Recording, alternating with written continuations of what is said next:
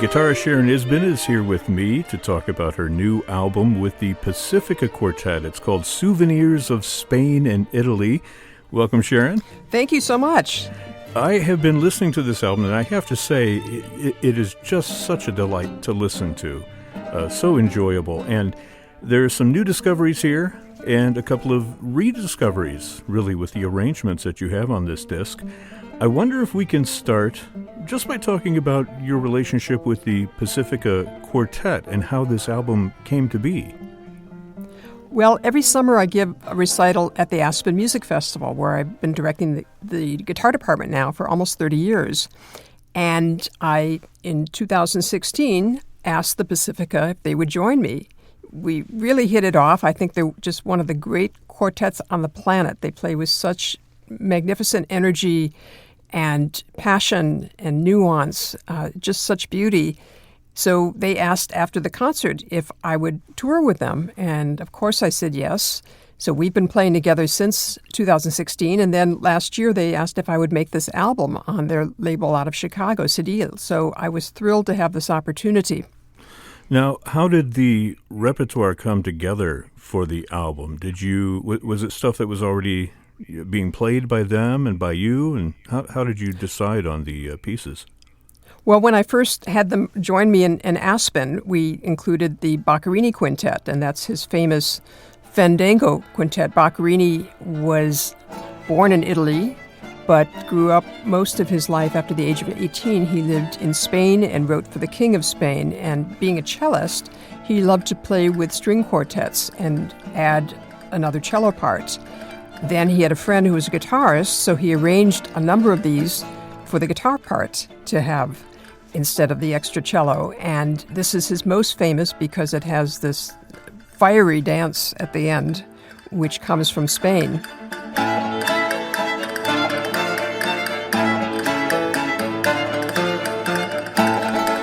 And you added castanets to your recording.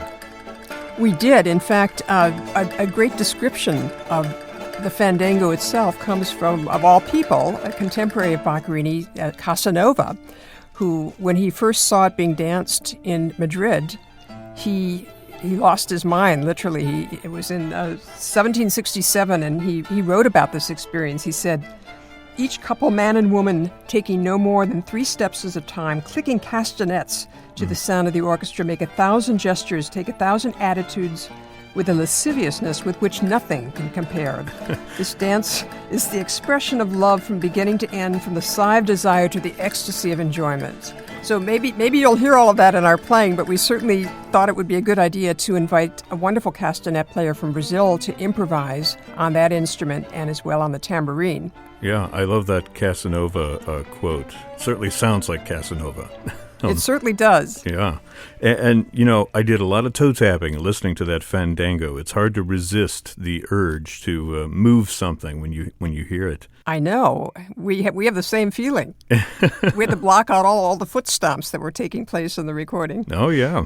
Well, let's go back to the first piece on the disc, because that was a discovery for me, and I suspect a discovery for a lot of folks, including our listeners, and that is the Guitar Quintet by Mario Castelnuovo Tedesco. This is a wonderful piece that I guess he wrote for Andres Segovia, who was one of your teachers, right? Yes, and he wrote it in 1950, and for him, he called it one of his best works of chamber music ever, so he was very, very proud of it. And it's a magnificent piece. It really gives each instrument an opportunity to shine in almost a concerto virtuosic type way, where we are expressive lyrically as well as technically, and the interweaving of the different parts is truly masterful. So it takes a lot of rehearsal, and fortunately we had the time to do that and to perform it, get that under our belts, and then just bring it into the studio and play our hearts out.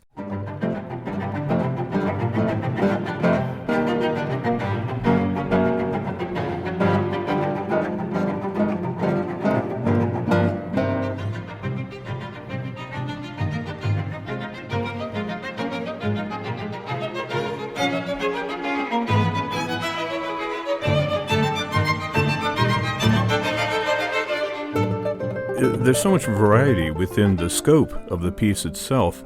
Now, I understand that the composer's daughter had something to do with you before the recording? Yes, I happened to learn a few months before our recording, which took place in January of 2019, that his granddaughter, Diana Castelnuovo Tedesco, lived just a few blocks from me in New York City. So I was amazed, and I contacted her because I've been playing his music for so long but never knew this. And she was just delightful, and she regaled me with all kinds of inspiring stories about her grandfather that really infused a personal level into this whole project. And she gave us a copy of his handwritten manuscript of the entire quintet, so we could all consult not only the notes, but the plentiful dynamic markings that he has on each page and really feel connected. I felt like I was part of the family by the time the recording came around. That's really remarkable. Now, the manuscript, is this a piece that is actually printed, published, or were you working just off the manuscript? It is published, and we originally had been working off the published version, but having the manuscript was able to solve all kinds of questions.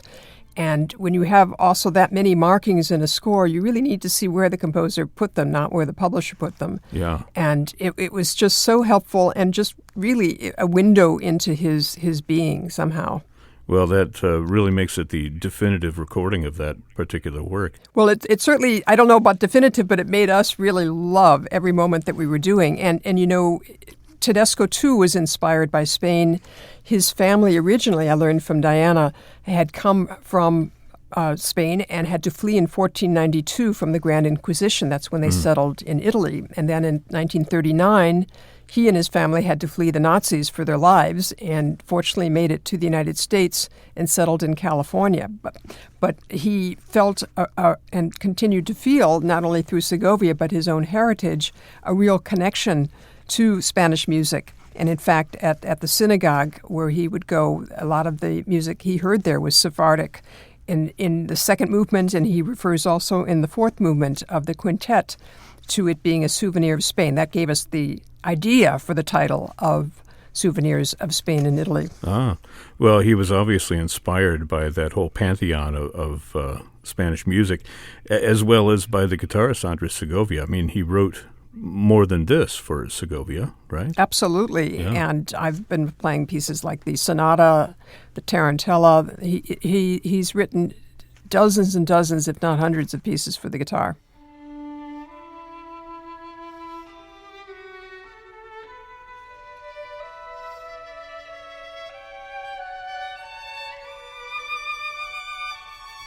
Well, let's talk a little bit about the Torina piece that's on here. I know that you're not playing on it, but it's an interesting work and really heartfelt. There's a lot of emotion in there, the bullfighter's prayer. What can you tell us about that particular piece? Well, it also fit on this album because Torina originally wrote it for 4 lutes, but they weren't lutes as we know them today, but more mandolin-type instruments of different sizes.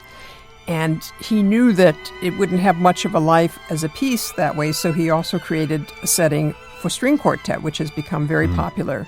And that's the version, of course, that the Pacifica Quartet does on the album. So it's a very haunting work. You really feel the sense of challenge and ominous not knowing the future, what portends for the future of entering that ring and maybe being gored to death by the bull, who knows? But it's the prayer that happens beforehand, and I feel that they capture that Spanish essence so beautifully. I think it's a nice balance on the recording itself, coming between the Boccherini at the end and the Vivaldi concerto, which precedes it. It gives you a little breather in between the two. But I guess they didn't give you a solo track, huh? Well, the Vivaldi really is kind of a solo concerto version. It was originally created by Vivaldi for 2 violins in continuo, and Emilio Pujol, a Spanish composer and guitarist who had studied with the great Francisco Tárrega, a 19th century guitar composer and performer, he reworked all of this, gave the guitar a prominence, taking over the lute part, and instead of just simply doubling the violin, it became a concerto. He also added a viola part. So where I really get to shine, in addition to the first and third movements, is in the second movement, where the strings are accompanying me in a background atmospheric chordal progressions, and I'm playing the melody and various improvised embellishments in the repeats.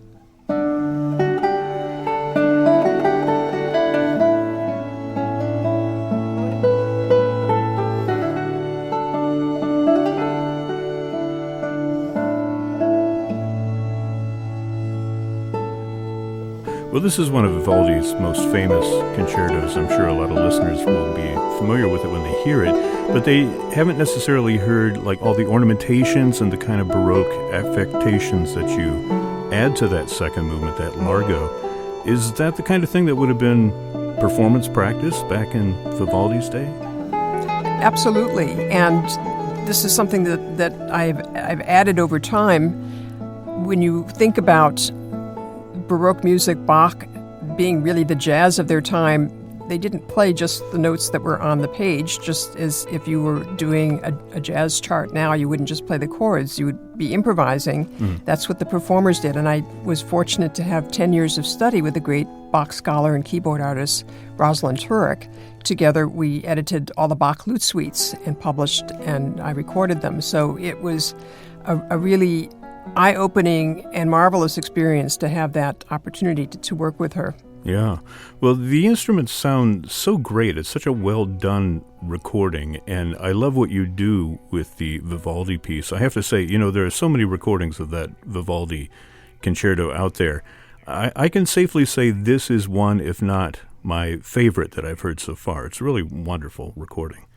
Well, thank you so much. I really approached the idea of the embellishment not only in terms of the notes and how they flow into the vision of the direction of the piece, but also I add different colors and do the same in the outer movements. Yeah, well, you can definitely hear that.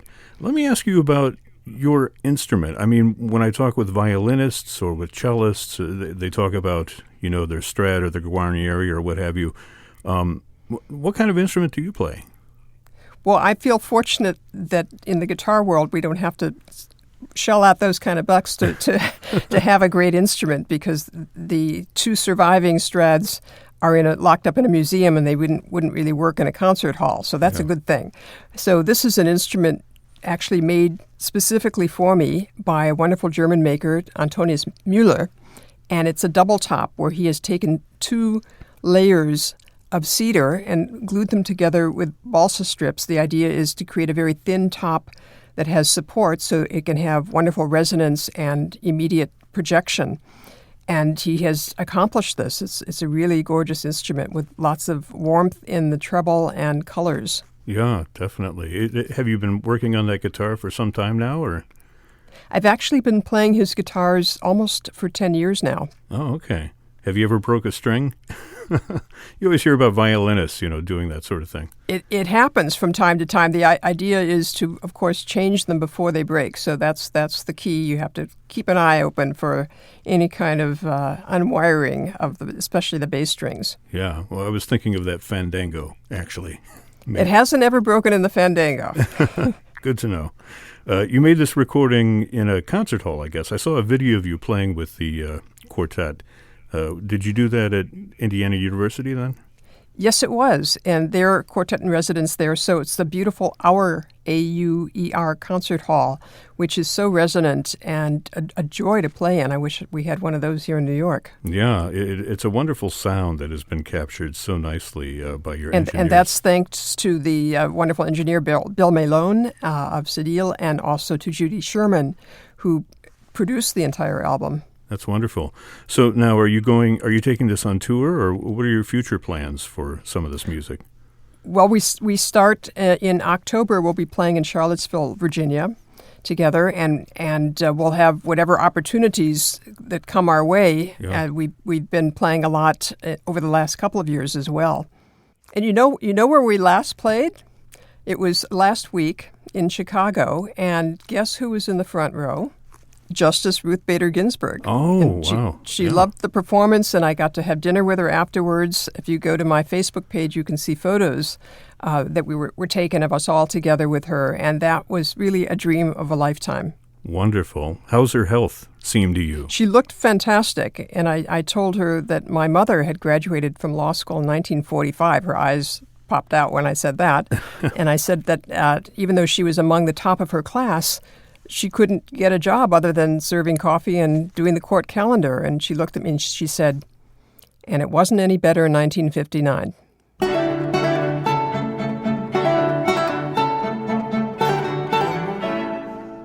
The The album is called Souvenirs of Spain and Italy. It's from City Records, the Pacifica Quartet, and guitarist Sharon Isbin, who's been talking with me today.